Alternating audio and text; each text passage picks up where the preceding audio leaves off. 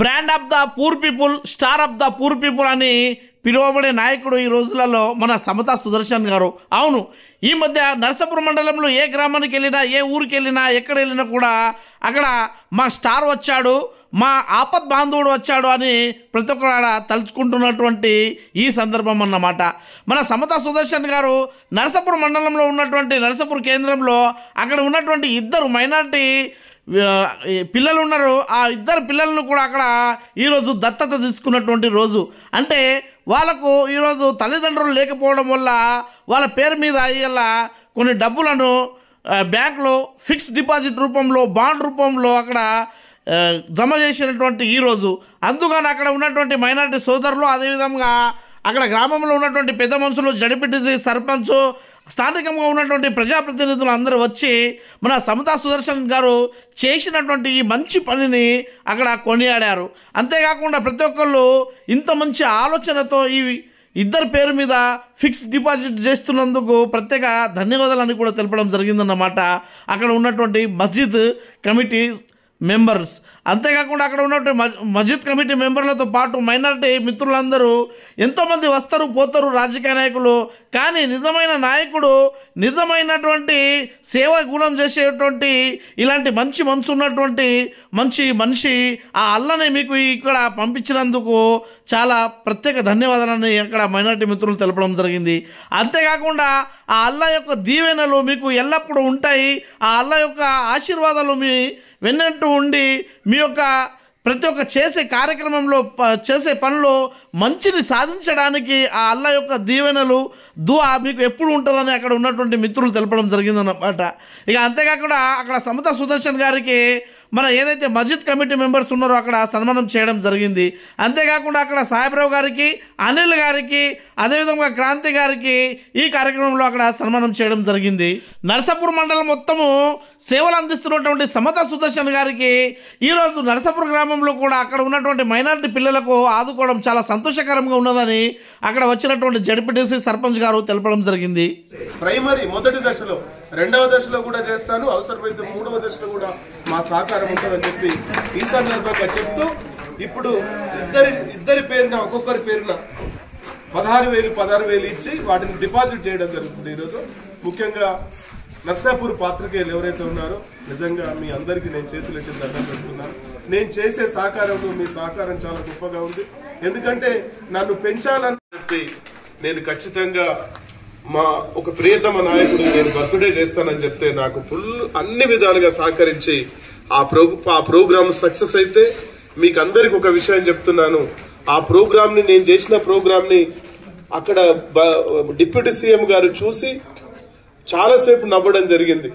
కానీ చాలా మందికి తెలియదు ఏంటంటే బట్టి గారి దూతగా నేను చేసి సమతా సుదర్శన్ గారు ఎట్లాంటి ప్రోగ్రాం చేస్తున్నారని చెప్పి బట్టి గారి దూతగా ఈ హస్తకళ ప్రదర్శన, హస్తకళ చైర్మన్ గారిని స్వయంగా పంపి మన స్థితిగతులను తెలుసుకున్నటువంటి వ్యక్తి మన బట్టన్న గారు అని చెప్పి ఈ సందర్భంగా చెప్తూ, నా మొదటి దశలో నన్ను చాలా ప్రోత్సహించినటువంటి దాంట్లో చాలా మందిలో పసి గారు కూడా ఒకరు. మా సిబ్బంది ఎవరైతే ఉన్నారో, మా సాహెబ్రావు గాని, మా క్రాంతి గాని, మా అనిల్ కుమార్ గాని, మా యోగేష్ గాని, మా శేఖర్ బ్రదర్ గాని, వీళ్ళందరూ కూడా వీళ్ళందరూ మన సమతా ఫౌండేషన్ కి ఎటువంటి భేదాలు లేకుండా చాలా సహకారం చేస్తున్నారు. వాళ్ళని మీరు దృష్టిలో పెట్టుకోవాలని చెప్పడం జరిగింది. మొట్టమొదటిసారిగా ఇక్కడే ఉంటుంటారు మా ప్రభాకర్ అన్న, ఉన్నారా? ఒక్కసారి చేయొద్దన్న. తాను ఇప్పుడే బయటికి వెళ్ళినట్టున్నారు. తాను మొట్టమొదటిసారిగా నాకు ఒక డిమాండ్ చేయడం జరిగింది. ఏంటి? భజన మండలికి పాపం వాళ్ళు కులాలతో, మతాలతో సంబంధం లేకుండా ఎవరు చనిపోయినా కూడా అక్కడికి వెళ్ళి మేము భజన చేస్తున్నాము, దయచేసి మా ఒర్రి మా గొంతులు పోతున్నాయి, మా సేవను ఎవరు గుర్తించట్లేదు, దయచేసి మీరు ఏదైనా సహకారం చేయండి అంటే నేను 9,000 పెట్టి లేటెస్ట్ హౌజా కంపెనీకి తెప్పించిన బ్యాటరీతో నడిపే, ఎంప్లివైర్తో నడిచే ఒక ఐటమ్ ని వాళ్ళకి అప్పచెప్పడం జరిగింది. రెండవసారిగా మళ్ళీ ప్రభాకర్ అన్న, మా ముత్తెమ్మన్న ఏం చెప్పారంటే ఇందాక చెప్పినట్టుగా, సార్ వాళ్ళు ఏదో భోజనం పెడతారంట పబ్లిక్ కి, గణేష్ మండపమో దుర్గా మాతకో తెలియదు, మరి చెప్తే మీకు ఎన్ని కావలిస్తే అన్ని తీసుకోండి, మా అనిల్ కుమార్ గారు వచ్చి మీకు పైసలు ఇస్తారని చెప్పడం జరిగింది.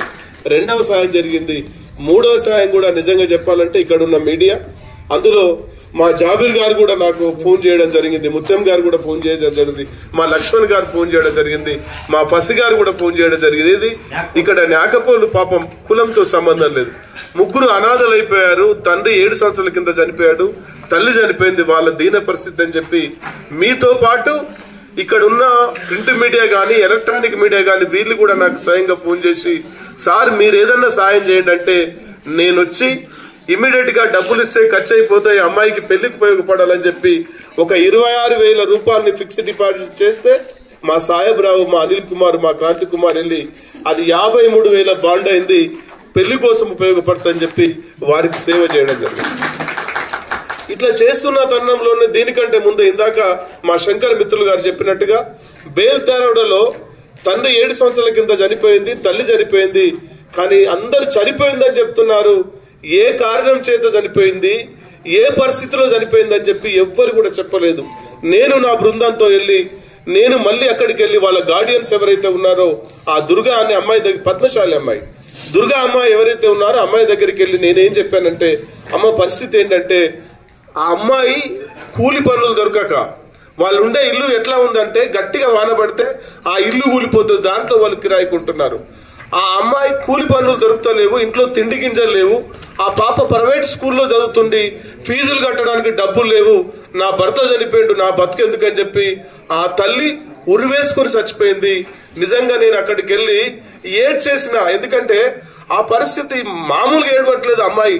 అప్పటి వరకు చాలా మంది వచ్చారు, అమ్మాయిని ఓదార్చారు, కానీ దేవుడిని దయ కావచ్చు, అల్లా దయ కావచ్చు, దేవుని దయ కావచ్చు, ఆ బుద్ధుని దయ కావచ్చు, అమ్మాయి నా చెయ్యి పట్టుకొని నా వెంట రావడానికి సంసిద్ధమైంది. ఎందరో వచ్చి ఓదార్చిపోయారు, కానీ నన్ను పట్టుకొని వదలట్లేదు. నేను ఆ తల్లికి చెప్పాను, తల్లి నీ పెళ్లికి నేను ఉపయోగపడతాను, నీకు బట్టలు కావాలన్నా, హాస్పిటల్ కావాలన్నా, నువ్వు స్కూల్కి వెళ్ళి చదువుకోవడానికి నీకు ట్రాన్స్పోర్ట్ బస్ కిరాయి డబ్బులు కావాలన్నా నేను ఇస్తాను తల్లి, మీకు సొంత మామలాగా నేనుంటా అని చెప్పి ప్రామిస్ చేసి మళ్ళీ అక్కడికి మా అనిల్ కుమార్ను, క్రాంతిని, సాహెబ్రావును పంపించి అక్కడ కూడా 25,000 రూపాయల డిపాజిట్ చేసి అది కూడా 52,000 బాండ్ అయింది. ఆ బాండ్ని కూడా వాళ్ళకి అప్పచెప్పడం జరిగింది. అది అయిపోయిన తర్వాతనే బామిని కేసు చేసినాం. అక్కడ కూడా ఏంటి పాపం ఇందాక మా శంకర్ గారు చెప్పినట్టుగా అక్కడ ఏంటంటే 7 సంవత్సరాల కింద యాక్సిడెంట్ అయింది, కాళ్ళు తిరిగిపోయినాయి. 7 సంవత్సరాల నుండి ఆ పెద్ద మనిషి బెడ్ మీద ఉన్నాడు. ఆ తల్లి అదే యాక్సిడెంట్ లో వాళ్ళ భార్య కూడా కాలు ఫ్రాక్చర్ అయితే ఆ కాలు తీసేసి రబ్బర్ కాలు తొడిగినారు. వాళ్ళ కిరాణా షాప్ ఎట్లా ఉంది, వాళ్ళకు గుంటెడు కూడా భూమి లేదు, 1 ఎకరం భూమి లేదు, ఎవరు చుట్టాలు సహకరించట్లేదు. వాళ్ళు ఎటువంటి షాప్ నడుకుంటున్నారంటే ఆ కిరాణా షాప్ మాకు చూపించారు, ఏడుపు వచ్చింది. 1000 రూపాయల సామాన్ ఉందన్న, ఆ 1000 రూపాయల సామాన్ నమ్ముకుంటే మిగిలిన డబ్బులతో ఆ 10 రూపాయలు 20 రూపాయలు మిగిలితే కంట్రోల్ బియ్యం తెచ్చుకొని ఆ జీవనం గడిపిస్తున్నారు. వాళ్ళకు కూడా ఒక అమ్మాయి ఉంది, అమ్మాయి 6వ తరగతి చదువుతుంది, మరి ప్రైవేట్ మన ఒక సోషల్ వెల్ఫేర్ హాస్టల్లో చదువుతుంది. నేను అక్కడ ఉన్న వీడీసీని మీలాగా పెద్దలందరినీ పిలిచాను, అయ్యా ఇలా పరిస్థితి ఇట్లా ఉంది, మరి నీ అమ్మాయి కూడా నేను మొన్ననే నర్సాపూర్లో ఒక 26,000 డిపాజిట్ చేశాను ఒక అమ్మాయి పేరు మీద, అట్లాగే అక్కడ కూడా నేను బేల్తారాడులో చేశాను, ఇట్లా చాలా గ్రామాల్లో చేశాను, మీరు ఈ అమ్మాయి పేరు మీద నేను ఒక 30,000 డిపాజిట్ చేస్తానని చెప్పాను. సార్ మీరు చేసేది ఉంటే తర్వాత చేయండి, కానీ ఇప్పుడు వాళ్ళ దీన పరిస్థితి బాగలేదు, హైదరాబాద్ వెళ్ళి హాస్పిటల్ వెళ్ళడానికి కారు కావాలి, బస్సులో వెళ్ళలేని పరిస్థితి, ఆ కిరాణా షాప్ నడుపుకుందామంటే అందులో సామానే లేదు. కాబట్టి మీరు ఏం చేసండి, మీరు తోచింది ఏమి ఇచ్చినా కూడా మీరు ఇమీడియట్ గా ఇవ్వండి అంటే నేను ఒక 20,000 రూపాయలు క్యాష్ ఇవ్వడం జరిగింది. 10,000 రూపాయలు కిరాణా సామాన్ తెచ్చుకొని జీవనం గడపడానికి, ఇంకో 10,000 ఏదైతే ఉందో హాస్పిటల్ పోవడానికి. నేను మళ్ళీ చెప్పా, తల్లి ఇప్పటి నుండి నువ్వు ఎప్పుడు హాస్పిటల్కి పోయినా నేనే వెహికల్ అరేంజ్ చేస్తా, నా కార్ అరేంజ్ చేస్తా, లేకపోతే ట్యాక్సీ కార్ అని మీకు అరేంజ్ చేసి నేను హైదరాబాద్ పంపిస్తాను. హైదరాబాద్ లో కూడా మా ఆఫీస్ ఉంది, అక్కడ కూడా మీకు ఏదైనా సహకారం కావాలంటే మా స్టాఫ్ ను పంపించి నీకు సహకారం చేపిస్తా తల్లి అని చెప్పి అక్కడం జరిగింది. ఇట్లా ఒక్క గ్రామం కాదు బ్రదర్, దయచేసి మీరు అర్థం చేసుకోవాలి.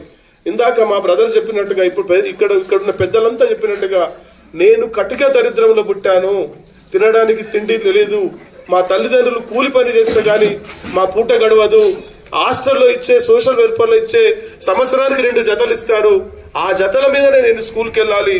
అప్పుడు మేము ఇప్పుడైతే బెంచ్లు ఉన్నాయి, బెంచ్లు కూడా లేవు, నేల మీద కూర్చోవాలి, వాటికి వెనుకకి కటింగ్ అయ్యి హోల్స్ పడితే నేను ఆ ప్యాకేజ్ అంటే వాటిని కుట్టించుకోవడానికి కూడా డబ్బులు లేని పరిస్థితి.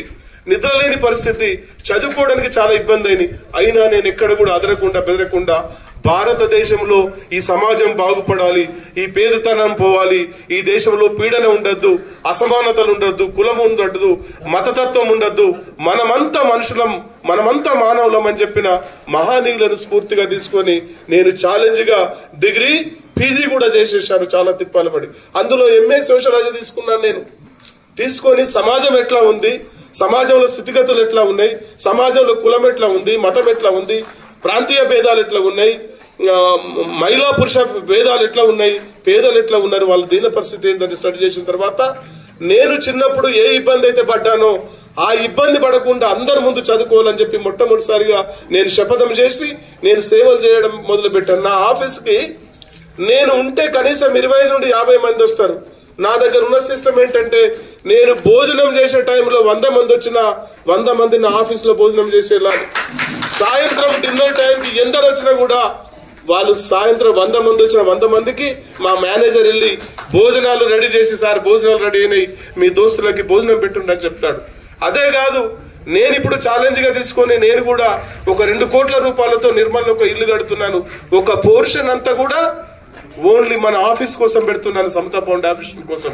నా దగ్గర ఈరోజు 5 ఎంప్లాయీస్ ఉన్నారు, రేపు 10 మంది పెరగాలి. ఈ 10 మంది కూడా ఏం చేయాలంటే ప్రతి గ్రామంలో ఏ సమస్యలు అయితే ఉన్నాయో, మాతో అయ్యే సమస్యలు ఏదైతే ఉన్నాయో, కలెక్టర్ వరకు, ఎంఆర్ఓ నుండి కలెక్టర్ వరకు ఎట్లా పనులు చేయించాలో మాకు టెక్నిక్ గా బాగా తెలుసు. మర్యాదగా చేస్తేనేమో డెమోక్రసీ వేలో మర్యాదగా చేస్తాం, లేకపోతే మెడలు వంచి చేయించే కెపాసిటీ మా దగ్గర ఉంది. కాబట్టి ఖచ్చితంగా పనిచేయడానికి మేము పూనుకొని, ఒక్కొక్క మాటలో చెప్పాలంటే సమాజ సేవ చేయడానికి సమరానికి సిద్ధమై మేము రంగంలోకి దిగిన సంగతి మీరందరూ గుర్తెరగాలి. మేము ఒకటే చెప్తున్నాం, మేము పడ్డ బాధల వల్ల, తల్లిదండ్రులు సహకరించకపోవడం వల్ల, బీదతనం వల్ల పుస్తకాలు కొనుక్కోలేని పరిస్థితి, బ్యాగులు కొనుక్కోలేని పరిస్థితి, ఇంకేంటంటే పాపం ఫీజులు కట్టలేక ఎవరిదైతే చదువు మానేస్తున్నారో, ఈ డ్రాప్ అవుట్ స్టూడెంట్స్ ఎవరైతే ఉన్నారో మొట్టమొదటి ప్రయారిటీ వాళ్ళకిచ్చి, నేను ఫస్ట్ మా సిబ్బందికి ఏం అడుగుతున్నానంటే వాళ్ళు డేటా తీసుకొచ్చినప్పుడు వాళ్ళు విద్యార్థుల అవునా కాదా తెలుసుకోండి అని చెప్తున్నాను.